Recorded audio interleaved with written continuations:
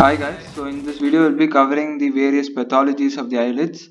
The various conditions we'll be covering are the benign nodules and cysts, malignant tumors of eyelids, the disorders of eyelashes, the allergic disorders, the viral infections of eyelids, and chronic blepharitis.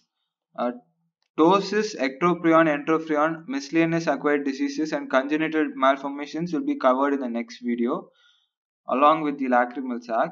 So moving into the benign nodules and cysts of the eyelids. So the three main important ones which you need to know are the chalazion, external hordeolum and internal hordeolum.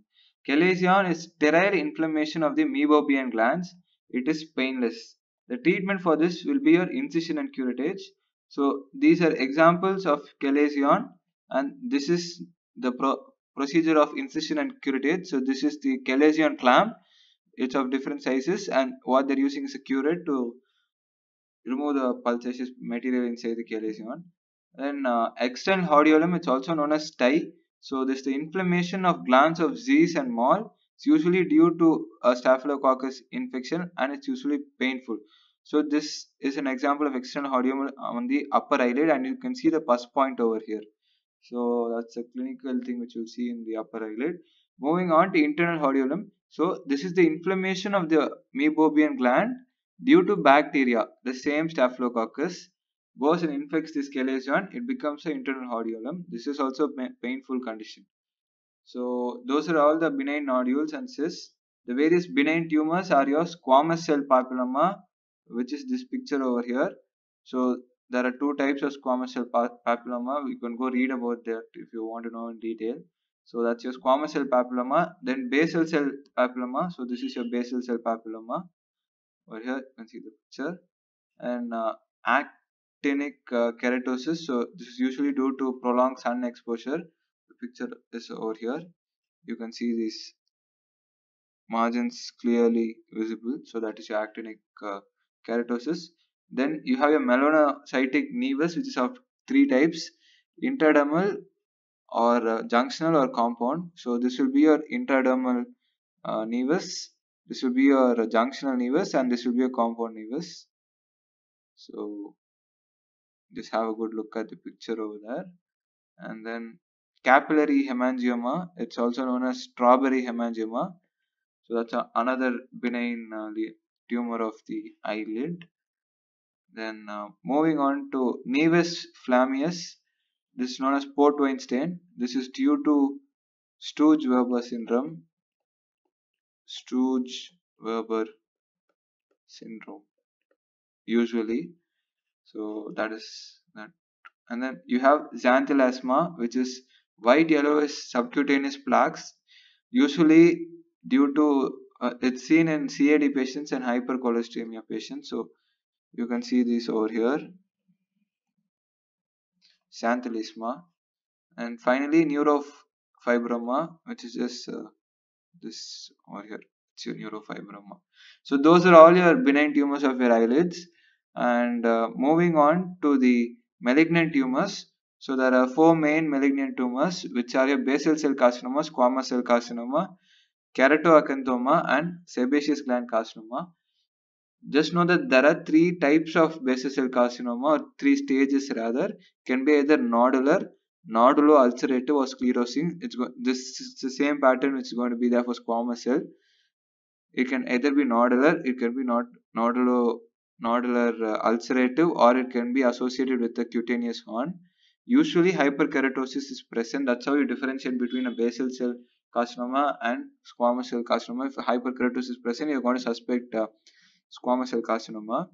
So this keratoacanthoma is nothing but another well differentiated form of squamous cell carcinoma.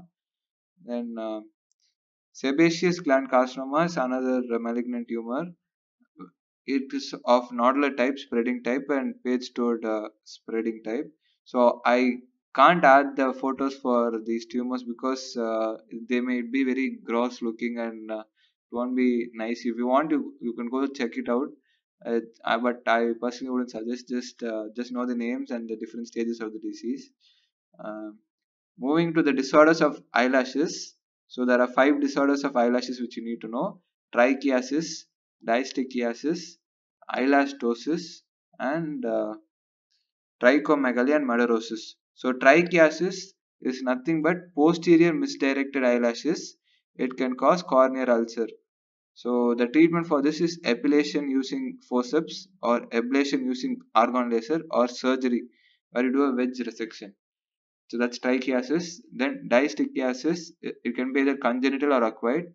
So congenital, it's an autosomal dominant condition, and acquired, it is a metaplasia of the meibomian glands due to chemical injury or conjunctivitis, where the meibomian glands actually it secretes mucocerite, but it becomes it grows a hair follicle. That is dystichiasis acquired. Then eyelastomatosis is sagging of eyelashes. It's seen over here. You see the sagging of eyelashes. Then trichomegaly is excessive eyelash growth. It can be either drug induced due to prostaglandin analogs, phenytoin or cyclosporin.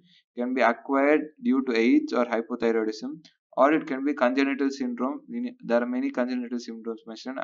Just know the names: Oliver McFarlane, Cornelia de Lange, and Goldstein-Hutt. So these are the syndromes which cause trichomegaly. The photos over here. Madarosis is absence or decreased eyelashes. Poliosis is premature whitening of hair. So that's the sixth condition which you need to know. So actually we saw this while examination of the anterior segment. So I just wanted to show the picture of the eyelids. So this is your normal eyelid. Then you have your trichiasis, dystichiasis. Your entropion and ectropion will be covered in the next video. Other diseases which you need to know would be your trichomegaly, madarosis, poliosis, and eyelastomatosis. So moving on to allergic disorders, it can be a generalized orbital edema. I've added the picture over here, or it can be a contact dermatitis. So this contact dermatitis occurs when there is exposure, some kind of exposure or something touches your eye. Your eye becomes it reacts in a type 1 hypersensitivity reaction, and that causes contact dermatitis. Your atopic dermatitis is usually related to your asthma and hay fever. I haven't mentioned any points over here because you talk about allergy, you need to talk about IgE, hypersensitivity type 1, and then that cascade of that histamine releasing, and then edema occurring, and then the management of that using all those antihistamines, or you can use your steroids, topical steroids, or you can, if none of those work, you can go for immunotherapy, which is your omalizumab, which is an anti-IgE monoclonal antibody. So moving on to the viral conditions, the important ones are molluscum contagiosum. You just need to know the name of that. Herpes zoster ophthalmicus and herpes simplex. These two are important conditions. So on herpes zoster ophthalmicus, it's a zoster virus. So what you're going to see are erythematous maculopapular rashes. So you see these rashes over here. These are this is the first stage, and then this will be your second stage where it spreads to the eye, and finally this is the third stage over here. So that will be your herpes zoster ophthalmicus. The treatment is going to be acyclovir, famiciclovir, or valacyclovir. So that is about your herpes zoster ophthalmicus. And moving on, herpes simplex. So it's going to cause periorbital vesicles. So periorbital vesicles simplex, erythematous maculopapular rash in herpes zoster. So that will be and bringing us to the last topic, I guess, for today. Or chronic blepharitis. It can be of two types. It can be either a marginal blepharitis or due to this crab louse. So this marginal blepharitis can be of two types, either anterior or posterior. Anterior is usually due to staphylococcal or its seborrheic. Posterior blepharitis is due to meibomian gland dysfunction. The treatment for blepharitis is lid hygiene using tear substitutes and topical antibiotics or oral antibiotics to clear the infection. So this pityriasis palpebrum is due to crab loss. The important clinical feature will be a chronic irritation and itching.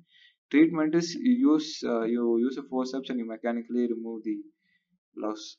So that is all for this video. In the next video, we'll look at ptosis, ectropion, entropion, miscellaneous diseases, congenital malformations, and lacrimal gland. Please do share these videos to your friends. They might find it useful for their preparation. If you have any doubts or you want me to cover any topic in specific, please do drop a comment down below. And please do like this video and subscribe to my channel. Thank you.